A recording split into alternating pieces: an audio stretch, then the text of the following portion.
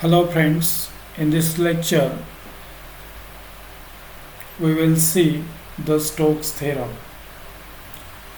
Now the statements of the Stokes theorem is that if F is a vector field on an open surface S and boundary of the surface S is closed curve C, therefore the integration over the surface S curl F into ds equals to the closed integration over the curve C F dr, that is equals to curl F equals to delta into F delta cross F equals to determinant I vector I j k del x in second row del x del y del z, and third row first derivative of F with respect to x, y and z. So the example of this Stokes theorem is, now the surface S is the combination of part of cylinder x square plus y square equals to 9 between z equals to 0 and z equals to 4 for y is greater than or equals to 0. The second part, a half of the circle with radius 3 at z equals to 4, and third part plane y equals to 0. So the surface S is a combination of these three parts. If F equals to vector z, F equals to zi plus xy into j plus xz into k, prove the Stokes theorem for this case. Now the solution of this, now here the diagram is given here for the surfaces S1, S2, S3 and their curves C1, C2.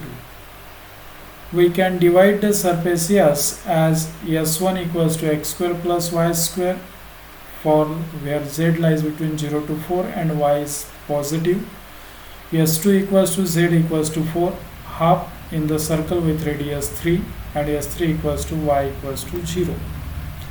We can also mark the pieces of the curve C as C1 and C2. C1 is the perimeter of the half circle with radius 3, and C2 is the straight line from the coordinate -3 0 0 to 3 0 0. Let's say we choose to evaluate the integration over S curl F into ds first, given F equals to zi plus xyj plus xzk. So curl F equals to determinant of ijk in second row del x del y and del z, and the values of z, xy and xz. Now here, after simplification this determinant, you will get del y of xz minus del z of xy plus into I plus del z into z minus del x into xz j plus del x xy minus del y z into k. After differentiating, you will get 1 minus z into j plus yk. By integrating each part of the surface, for surface S1 x square plus y square equals to 9, so delta S1 equals to twice xi plus twice yj, and the modulus value of delta S1 equals to root of 2x square plus 2y square, that is nothing but 2 into root x square plus y square, that is equals to 6. As we know that root of x square plus y square equals to 9, that is x square plus y square equals to 3. Then the vector n equals to delta S1 upon mod of delta S1, that is equals to 2xi plus 2yj upon 6 equals to 1 by 3 xi plus yj, and curl F into E vector n, that is equals to the 1 minus z into j plus yk into 1 by 3 xi plus 1 by 3 yj. After simplification, you will get 1 by 3 y into 1 minus z. By using the polar coordinates of the cylinder, because s1 equals to x square plus y square 9 is the part of cylinder, so x equals to rho cos phi, y is equals to rho sin phi, and z equals to z. ds equals to rho d phi dz, where rho equals to 3, where phi lies between 0 to pi, and z lies between 0 to 4. Therefore curl f into vector n, that is equals to the 1 by 3 into y into 1 minus z, putting the values of y and z and simplify, you will get sin phi into 1 minus z because rho is 3. Also ds equals to 3 into d phi dz. So the integration for the surface S1 curl f into ds equals to integration for S1 curl f into n ds, that is equals to 3 into integration z equals to 0 to 4 and integration phi equals to 0 to pi sin phi 1 minus z d phi dz.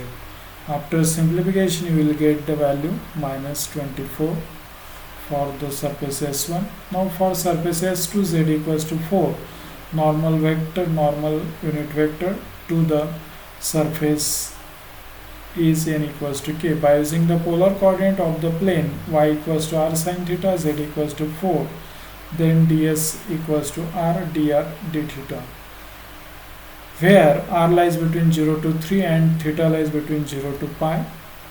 This implies curl f into vector n equals to 1 minus zj plus yk into k, vector k, that is equals to y, that is equals to r sin theta. Therefore integration over s2 curl f into ds equals to integration over s2 curl f into n ds. Putting the values there, you will get the value. After simplification you will get 18. Now for the surface S3, y equals to 0, normal vector, unit to the surface is n equals to minus j, ds equals to dx dz. The integration limit x lies between minus 3 to plus 3 and z lies between 0 to 4. So the curl f into vector n equals to 1 minus zj plus yk into minus j equals to z minus 1. Then integration over the surface S3 curl f into ds equals to integration over S3 curl f into n ds, that is equals to double integration from x equals to minus 3 to plus 3, z equals to 0 to 4, z minus 1 dz dx. After simplification you will get 24. Therefore the curl s curl f into ds, that is adding all three surface, integration of all three surfaces, you will get minus 24 plus 18 plus 24, that is equals to plus 18. Now for the surface S3, y equals to 0, normal vector, unit to the surface is n equals to minus j, ds equals to dx dz. The integration limit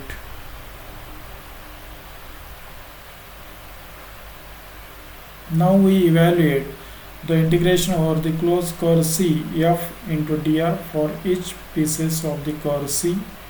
Now C1 is the half of the circle, therefore integration for C1 will be more easier if we use the polar coordinate for the plane with radius r equals to 0, that is x equals to 3 cos theta, y is equals to 3 sin theta, and z equals to 0, where 0 less than or equals to theta less than or equals to pi. This implies f equals to zi plus xyz plus xzk. Putting the values of xyz, 3 cos theta 3 sin theta j equals to 9 sin theta cos theta j, and dr equals to dxi plus dyj plus dzk, that is equals to minus 3 sin theta d theta I plus 3 cos theta d theta j. From here f into dr, that is equals to 27 into sin theta cos square theta d theta. This implies integration over c1 f dr, that is 0 to integration 0 to pi 27 into sin theta cos square theta d theta. After simplification you will get 18. Now for core C2 is a straight line defined as x equals to t, y equals to 0 and z equals to 0, where t lies between -3 to 3. Therefore f equals to zi xyj plus xzk, that is 0. This implies integration over the core C2 f dr equals to 0. Now the closed integration over this core C f dr equals to adding this two integration over the core C1 and C2, you will get 18 plus 0, that is 18. We already show that this integration over the surface S curl f into ds equals to integration, closed integration over C f dr. This implies Stokes theorem has been proved here. So we have to prove here the left hand side and right hand side of the Stokes theorem. So friends, today we have seen here the Stokes theorem, their statement and example. How to prove that Stokes theorem, we have to verify it here by using example. Now thank you very much.